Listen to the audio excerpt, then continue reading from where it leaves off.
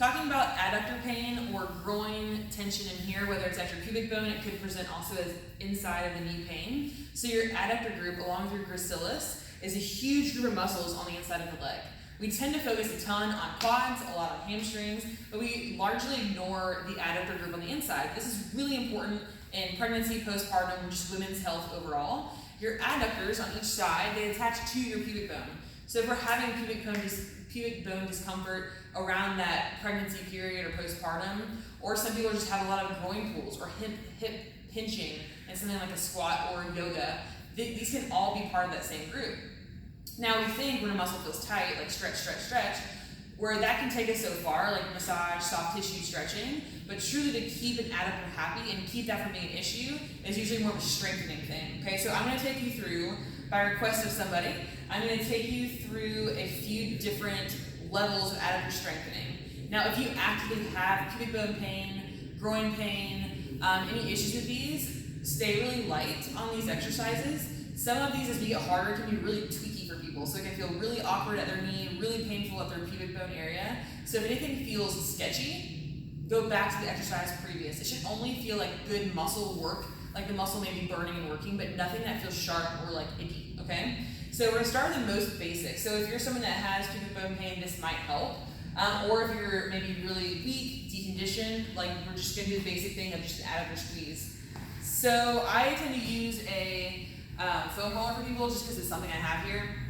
If you're at home, you could use like a rolled up yoga mat, you could use a pillow, really just something that you put between your knees, because all I'm gonna do is squeeze. So I have my knees and I'm pushing in onto the foam roller, I'm gonna hold and then relax. So you can just do like a 5-second squeeze in and hold, and relax, and go through maybe 10 sets of that, 10 reps of that.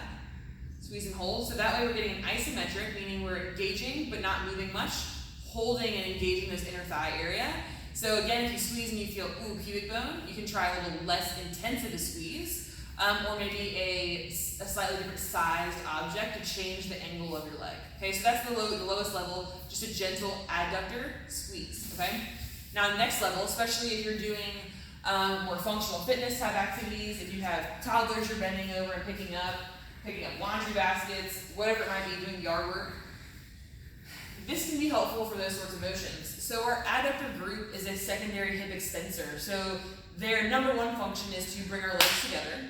The secondary function is to go from a bent hip position to hip extended, which looks like a deadlift, a squat, lifting something, which is our usual functional movements.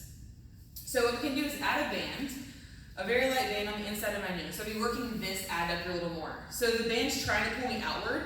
I'm going to gently engage my adductor just to pull it inward. So notice I'm not pulling inside my knee really far. I'm really just pulling from it, pulling over the outside edge of my foot, over my laces. Keep that engagement, and you can just go through squats like this. It adds a very low level amount of extra engagement to your adductor, but remember the squat itself is adding load to your adductor as well. So that's level 2. All right, level 3. I'm using a bench. You could use a chair at home or the ottoman, something like that. The next level, you would put your arm on something.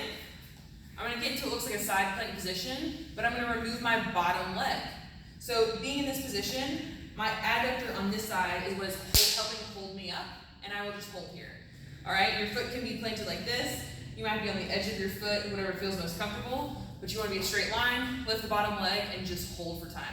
That already got a lot harder, okay? Finally, 4th step, hardest step. So again, make sure if you go to this last step, you've had no discomfort with any of the previous ones, and you feel like you could have held them for a long amount of time or done a lot of reps. So this one now, my leg is going to be supported on top of the surface. I want you to start where your knee down is supported, okay?